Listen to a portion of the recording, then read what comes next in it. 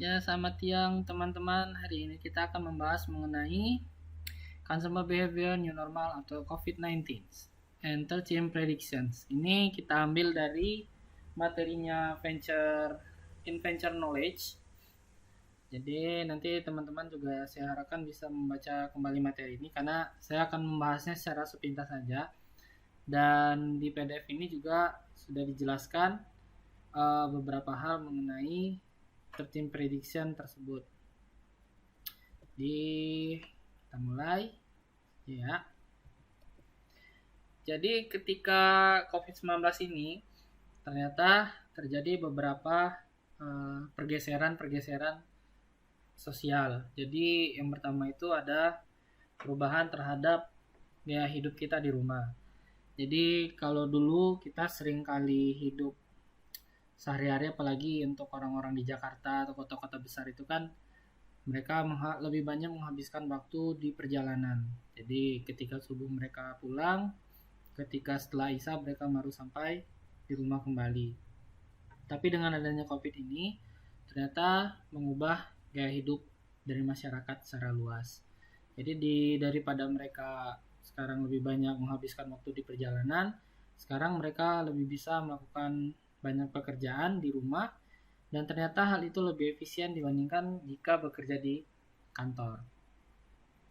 Kemudian ada empathic society, jadi kita lebih banyak merasa berempati terhadap saudara-saudara kita yang mungkin kurang beruntung. Kita juga semakin banyak yang berkomentar ketika terjadi banyak PHK karena COVID. Kemudian kita juga lebih banyak terjadi penggalangan dana untuk teman-teman kita yang mungkin kurang beruntung di luar sana karena pekerjaan mereka jadi terhambat karena terjadinya COVID ini. Kemudian go virtual. Nah, ini kita juga sekarang sangat merasakan yang namanya go virtual. Jadi dari kita kuliah biasanya berada di kampus, di ruangan kelas, sekarang kita harus mulai berangsur-angsur menggunakan digital. Jadi kita sekarang mulai berkuliah menggunakan video seperti ini, atau kita juga kadang-kadang kan melakukan perkuliahan menggunakan Meet atau Zoom. Kemudian bottom of the pyramid. Jadi kita pada saat ini lebih mengutamakan hal-hal yang berada di paling bawah dari piramida kebutuhan, yaitu makanan, kesehatan, dan keamanan jiwa raga kita. Kita mulai kurang memperhatikan masalah-masalah terkait dengan kegembiraan ataupun hal-hal yang bersifatnya uh, untuk menghibur diri. Jadi kita mulai jarang belanja ke mall, kita mulai jarang belanja-belanja hal-hal yang kurang kita butuhkan. Kita lebih sering sekarang melihat apakah kita benar-benar membutuhkan hal yang kita beli dibandingkan apakah kita menginginkan hal yang kita beli tersebut. Nah, ini kira-kira change yang terjadi dalam COVID-19 ini. Kita langsung saja pertama masuk ke mega shift yang pertama, yaitu stay at home lifestyle. Jadi kalau teman-teman lihat di sini, ternyata ada terjadi pergeseran. Dari yang biasanya kita keluar rumah, kemudian kita menjadi stay at home, itu malah membuat beberapa industri itu mengalami penurunan dan beberapa industri lain malah terjadi peningkatan. Seperti di sini kalau teman-teman lihat, ada beberapa industri-industri yang terdampak sangat berat terhadap COVID ini, yaitu hotel dan tourism. Karena pada saat ini orang-orang mulai tidak mau lagi, bukan tidak mau sih ya, mulai takut untuk melakukan perjalanan-perjalanan, terutama liburan dan stay di hotel. Yang akhirnya sekarang kan banyak hotel-hotel dan ya agensi-agensi perjalanan yang tutup.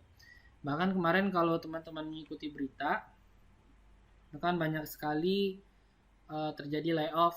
Seperti kemarin Grab melakukan layoff sekitar 360 orang. Kemudian Traveloka juga beberapa ratus orang kena layoff. Kemudian Airbnb di Jakarta dan di Indonesia lebih tepatnya itu sekarang kan tutup. Airbnb di Indonesia tutup. Kemudian ada yang terjadi peningkatan di sini terutama yaitu grocery dan logistik delivery. Karena sekarang kita udah mulai males kemana-mana, kini kita belanja online. Nah, yang paling terdampak itu adalah abang-abang paket. Jadi mungkin kita sehari itu bisa ada 2 kali abang-abang paket yang teriak di depan gerbang, paket, paket sampai. Nah, apalagi teman-teman itu juga kan ya banyak yang belanja-belanja online. Kalau belanja online pasti orang-orang paket yang akan terkena dampak karena mereka akan lebih banyak melakukan pengiriman. Nah, ini ada yang between, jadi ini mereka tidak terlalu terpengaruh. Mungkin adalah pengaruh seperti kita sekarang kan education itu pendidikan terpengaruh juga terdampak juga COVID. Kita juga harus mulai melakukan digital transformation dan mulai memperlakukan kelas jarak jauh seperti ini. Dan saya kurang tahu bagaimana dengan yang bagian yang lain, tapi di education itu sebenarnya cukup terdampak karena kita harus mengubah cara pembelajaran. Kemudian online shopping waning and deepening. Jadi dulu orang itu kan belanja banyak yang pengen beli ini deh. Tapi sekarang ketika kita hanya berdiam diri di rumah, kita lebih banyak yang kayaknya saya butuh beli ini deh, atau saya beli ini karena butuh. Nah, jadi kalau kita lihat di grafik ini, ternyata yang lebih banyak dibeli itu adalah masalah entertainment. Karena kita berdiam diri di rumah itu kan ternyata sangat membosankan. Jadi seperti subskripsi Netflix dan TV-TV online yang lain itu kan sekarang sangat meningkat. Kemudian juga di sini ada pertambahan terkait pembelian groceries, kemudian makanan-makanan ringan dan produk-produk non-food lainnya yang memang dibutuhkan oleh masyarakat seperti popok. Tapi yang sangat menurun itu adalah pembelian jewelry karena ya orang-orang sekarang tinggal di rumah mau pamer dengan siapa juga kan kalau kita beli perhiasan dan sebagainya. Kemudian food delivery from indulgence to utility. Jadi kalau dulu kita yang namanya food delivery itu ya untuk senang-senang aja lah, beli boba, beli apa gitu kan. Hanya beli untuk ya cari happy gitu. Tapi kalau kita memang benar-benar butuh makan yang ini kan, bagi kayak saya ya ujung-ujungnya belinya ke warteg. Nah, tapi sekarang ternyata food delivery itu bukan lagi untuk kesenangan, tapi udah menjadi sebuah sebuah alat untuk mempermudah kehidupan kita. Karena kita udah takut untuk keluar. Mungkin kalau sekarang kita PSBB udah dilonggarkan mungkin nggak terlalu, tapi kemarin waktu kita masih stay at home full, itu kan benar-benar food delivery itu menjadi sangat membantu kita lah, terutama kayak saya kan kalau tinggal di kosan itu kadang-kadang mau belanja, kalau beli di warteg terus kadang-kadang kan bosen. Akhirnya ya food delivery menjadi salah satu pilihan agar tidak bosan makan yang itu-itu saja di kosan. Kemudian home cooking revolution. Nah, ini saya sendiri sangat merasakan karena akhirnya berdiam diri di rumah, jadi memiliki lebih banyak waktu untuk menjajal hobi yang telah lama terlupakan, yaitu masak. Karena saya sekarang lebih sering masak di rumah.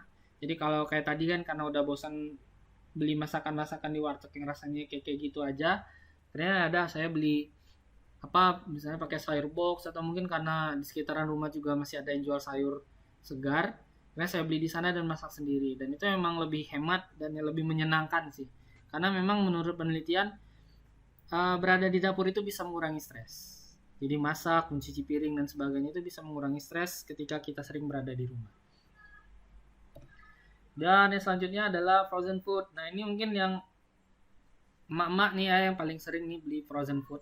Jadi kalau saya karena kulkasnya nggak memungkinkan untuk nyimpan frozen food banyak, jadi saya lebih suka beli segar. Tapi memang ternyata terjadi peningkatan yang cukup signifikan. Jadi ini menurut penelitiannya McKinsey & Company, ternyata terjadi peningkatan sebanyak 28 poin untuk pembelian makanan-makanan beku. Karena kalau makanan beku itu kan relatif lebih mudah untuk disimpan dan lebih tahan lama.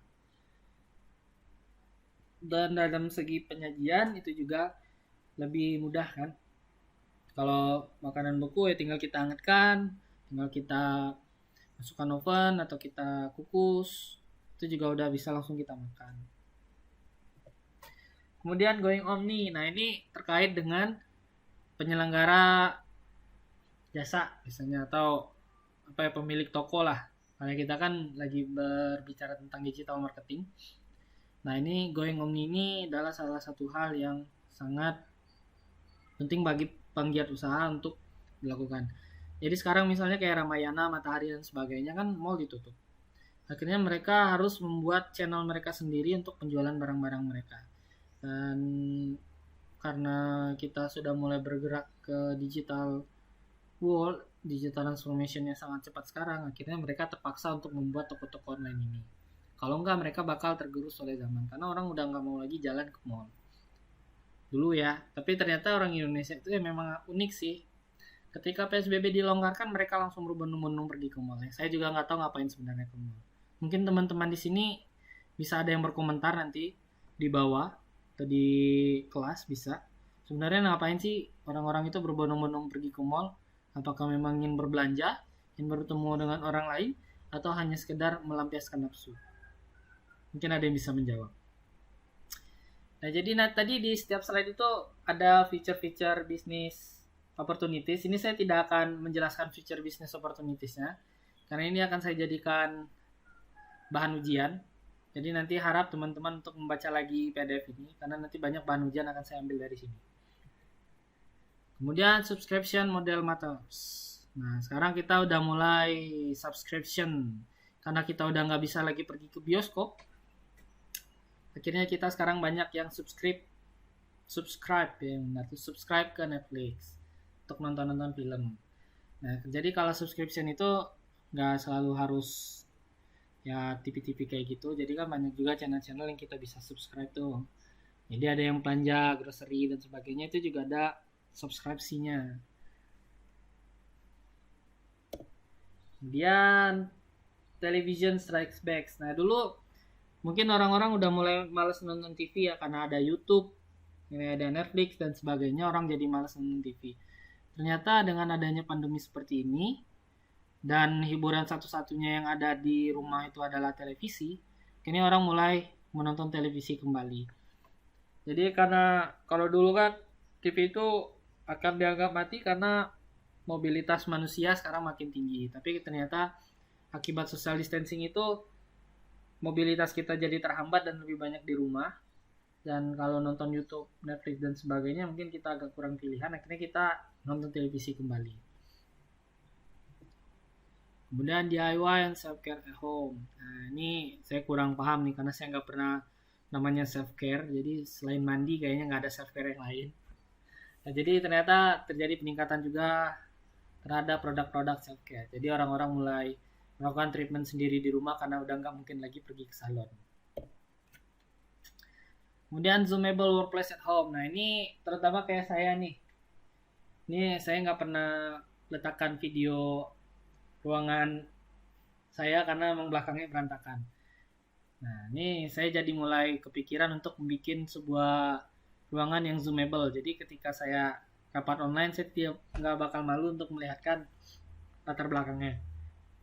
Nah, ini bisa jadi bisnis baru nih, kayak IKEA dan sebagainya. Itu kan mereka akhirnya akan lebih banyak menjual produk-produk mereka karena orang butuh. Nah, jadi nanti ini juga kalian bisa bikin bisnis, misalnya bisnis desain interior lah atau sebagainya kan dari hal-hal seperti ini. Kemudian work-life play balance. Nah, ini yang saya bicarakan tadi di depan. Ini terutama saya merasakan sendiri. Ternyata memang bekerja dari rumah itu lebih efisien dibandingkan jika bekerja di kantor. Karena kalau bekerja di rumah, itu jam 6 pagi, saya mungkin masih bisa tidur. Karena malamnya saya masih kerja. Tapi kalau misalnya saya kerja di kantor, itu kan pagi kalau kayak kalian ya, kadang-kadang kerja sampai isa, kemudian pagi udah harus di kantor lagi. Tapi kalau misalnya kerja di rumah, kalian mau bekerja sampai malam, kemudian paginya kerja lagi, itu kan nggak jadi masalah karena kalian di rumah aja kerjainnya. Tapi memang akhirnya di sini saya juga setuju ada 25% ini. Saya juga ada beberapa teman yang merasa bahwa rumah dan tempat pekerjaan itu batasannya menjadi hilang, dan akhirnya ya rumah itu merasa jadi tempat kerja, dan akhirnya mungkin bukan tempat menghilangkan stres lagi, tapi malah menambah stres. Di rumah itu malah menambah kita stres. Dan memang ada beberapa teman yang merasa seperti itu juga. Kemudian kita masuk ke mega shift yang kedua, yaitu back to the bottom of the pyramid. Jadi saya tadi juga ada jelaskan bahwa kebutuhan kita yang paling mendasar itu adalah makanan, kesehatan, dan perumahan. Tapi perumahan bukan ya. Jadi di sini lebih ke makanan dan kesehatan.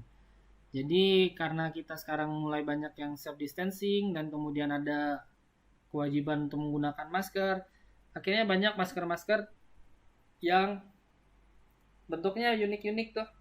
Sekarang ada masker yang gambarnya muka orang dan sebagainya. Jadi seperti tren-tren fashion yang lain, itu kan nanti akan ada tren di mana akan keluar bermacam-macam bentuk dan model masker yang menarik sehingga tidak membosankan untuk dilihat. Itu juga bisa menjadi sebuah peluang bisnis. Kemudian contact free lifestyle. Kalau ini saya jadi ingat kemarin ngobrol sama abang Grab. Jadi kalau dulu kan si abang Grab ini dia sering dapat tip karena ngantarkan barang sampai rumah. Tapi sekarang karena dia contact free, akhirnya barang itu di drop di satu tempat. Jadi si abang Grabnya nggak bakal ketemu sama si pemilik barang karena terjadi ketakutan yang membawa COVID lah si abangnya takutnya. Dan memang sekarang orang-orang cenderung untuk menjadi contact free, terutama untuk orang-orang yang berada di perumahan. Kemudian low trust society. Nah ini sering banyak meme nih tentang low trust. Ada yang bersin dikit langsung digebukin karena dibilang corona. Nah memang itu sebenarnya kejadian yang memang terjadi di masyarakat. Seperti kemarin yang kalau kita ada yang mengikuti berita, kemarin kan ada perawat yang meninggal itu ditolak untuk dikuburkan di kampungnya. Itu karena mereka sudah nggak ada trust lagi terhadap tenaga kesehatan. Jadi mereka takut daerah mereka kena corona. Akhirnya warga mereka yang meninggal pun mereka nggak mau dikuburkan di sana. Itu juga menjadi permasalahan sosial. Kemudian, nah ini ada salah satu kutipan yang bagus. The lack of trust is coronavirus greatest threat. Nah ini menjadikan kita nggak percaya nama orang gitu. Baru salaman sebentar langsung cuci tangan. Ketemu orang batuk dikit, kita langsung pergi. Padahal yang nggak mesti dia corona juga. Kemudian constantly fear customer, the rise of socialist trust. Ini lanjutan dari yang tadi. Jadi karena orang mulai takut terhadap orang lain, ya akhirnya banyak yang seperti inilah. Kemudian ada takut akan krisis ekonomi, takut kehilangan pekerjaan dan sebagainya. Jadi memang masyarakat sekarang itu banyak yang merasa ketakutan. Tidak keluar rumah nggak bisa makan, tapi kalau keluar rumah bisa tertular corona. Ini memang menjadi sebuah dilema tersendiri bagi masyarakat. Jadi sebenarnya saya merasa cukup bersyukur karena bekerja di bidang IT, terutama pendidikan IT seperti ini. Karena saya nggak mesti keluar rumah, gaji saya nggak terpotong juga, dan saya masih bisa melakukan kewajiban saya dari rumah. Nah, kemudian ini jamu sekarang mendapatkan popularitas yang baru. Kalau dulu kita minum jamu dibilang kuno, dibilang gak kekinian, tapi sekarang jamu itu menjadi the new espresso. Jadi kalau kita minum jamu di tempat umum itu orang-orang gak bakal mencemooh kita. Sama seperti saya biasanya sepedaan, kalau dulu sebelum corona saya dibilang orang yang gak banget, tapi sekarang setelah corona ternyata banyak orang yang sepedaan. Akhirnya saya banyak teman sepedaan di jalan. Kemudian ini halal becomes mainstream. Nah ternyata banyak orang-orang yang mulai mencari barang-barang halal. Karena kemarin kan ternyata kalau kita telusuri ternyata virus Wuhan ya dulu namanya kan virus Wuhan nih. Ternyata virus ini kan dulu dari tempat pasar hewan yang menjual hewan-hewan liar tuh. Dan itu kan untuk orang muslim terutama kan dianggap tidak halal dan kotor. Nah, jadi ketika orang mulai paham bahwa makanan-makanan yang bersih, kemudian di hewan-hewannya memang dirawat dengan baik, kemudian dan sebagainya, itu kan sebenarnya adalah makanan syarat-syarat sebuah makanan halal. Jadi orang-orang mulai tertarik ketika ada tulisan halal, mereka akan lebih terpancing untuk membeli karena ketika ada makanan dengan merek halal itu akan dijamin kebersihannya oleh si pemberi merek halal. Jadi orang-orang nggak bakal takut jika ada tulisan halal sekarang. Ini sebuah kabar baik juga sebenarnya. Kemudian pay letter. Nah, ini mungkin teman-teman yang berada di dunia keuangan akan lebih mudah untuk menjelaskan pay letter itu sebenarnya bagaimana bentuknya. Ya, tapi saya berharap nanti teman-teman ada yang menjelaskan mengenai pay letter di bawah. Jadi kalau ada yang bisa menjelaskan pay letter, nanti akan saya kasih nilai bonus. Jadi saya tunggu penjelasan tentang pay letternya. Kemudian feature of traveling. Nah, sekarang ini orang mulai males traveling. Yang bukan males, mungkin takut traveling karena takut ya terpapar dan sebagainya, akhirnya terjebak. Dan sekarang orang-orang mulai banyak yang menggunakan augmented reality untuk berpetualang. Jadi mungkin menggunakan virtual reality pakai game-game seperti itu. Jadi mereka cukup ada di ruangan tapi pemandangannya pemandangan tempat wisata. Sekarang mulai banyak yang beranjak ke seperti itu. Dan Megasip yang selanjutnya adalah Go Virtual. Sip yang selanjutnya tadi adalah Go Virtual ya. Jadi orang-orang sekarang mulai lebih menginginkan pengalaman-pengalaman virtual. Kalau kemarin tuh ada konser-konser amal virtual, kemudian ya macam-macam lah ya, kemarin banyak virtual konser ya. Kemudian almarhum Didi Kempot kemarin kan bisa menggalang dana sampai 2 miliar tuh. Nah, yang ternyata dia malah lebih bisa menggalang dana dibandingkan dengan konser-konser yang dilakukan secara langsung kemarin. Yang BPIP malah banyak yang nggak tercapai gitu targetnya, termasuk target untuk penggalangan dananya malah nggak tercapai. Ternyata memang orang-orang sekarang lebih cenderung untuk menikmati virtual experience. Jadi ya bertemu secara virtual, kemudian menonton konser virtual dan sebagainya. Ternyata orang-orang mulai berpindah hobinya ke arah sana, karena ya selain kita nggak perlu capek-capek jalan, ini tiketnya juga nggak mahal, walaupun ada tiket, dan sebagian besar ya juga memang free sih. Kemudian virtual sosial. Nah, ini kalau sekarang kan, kalau dulu kita kalau mau ngapa-ngapain ya harus ketemu bareng-bareng, kemudian nongkrong bareng, olahraga bareng. Tapi kalau sekarang ya pertama kayak saya yang hobinya ngegame, yang gamenya bisa dari rumah aja kan masih tetap bisa barengan, nggak mesti dalam satu tempat. Itu namanya virtual sosial. Nah, ini yang paling saya suka tuh, flexible working hour. Jadi kalau dulu kita harus dari jam 9 sampai jam 5, tapi kalau teman kita itu dari jam 8 sampai jam 5, kadang lebih ya. Tapi sekarang jadi 3 to 2. Jadi 3 hari kita di rumah, 2 hari kita di kantor. Atau mungkin bisa dibalik, 3 hari di kantor, 2 hari di rumah. Nah, ini sebenarnya cenderung lebih diminati ya. Kalau startup sekarang kan memang lebih banyak menggunakan 3 to 2. Karena ngapain juga sih di kantor. Kalau di kantor kan kita banyak pengeluaran operasional listrik, air, dan sebagainya yang ditanggung kantor. Tapi kalau kita bekerja 3-2 seperti itu kan, operasional kantor juga bisa dipotong sebenarnya. Kemudian the bar of Zoom generation. Sekarang orang ngumpul-ngumpul apa-apa pakai Zoom. Termasuk kemarin kan kebetulan waktu kita PSBB itu pas bulan puasa. Akhirnya banyak yang melakukan buka bersama via Zoom. Nah, akhirnya si Zoom mendapatkan tempat tersendiri bagi komunitas. Kemudian cloud lifestyle. Nah, ini sekarang kita banyak yang menggunakan platform cloud. Jadi sharing lah dan sebagainya, terutama sharing pekerjaannya.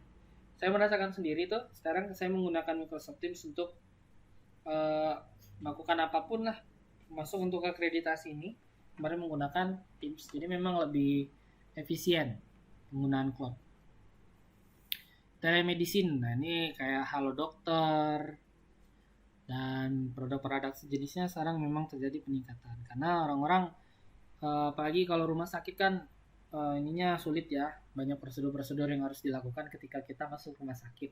Ini ya telemedicine itu menjadi salah satu pilihan masyarakat untuk berkonsultasi ke dokter. Kemudian homeschooling nih, apalagi ini bapak-bapak ibu-ibu yang udah punya anak sekolahan kan sekarang, akhirnya mereka melakukan homeschooling. Ya, belajarnya dari rumah. Dan ya, saya rasa bapak-bapak ibu-ibu yang sudah punya anak bisa lebih menjelaskan daripada saya mengenai hal ini. Nah, ini ibadah virtual, kita sekarang ada yang ikut kajian-kajian yang nggak mesti ke masjid. Kalau dulu kan kita kajian kan ngumpul di masjid lah, terus ya sebagainya. Nah, tapi sekarang kalau kajian-kajian ya udah lebih banyak menggunakan live streaming.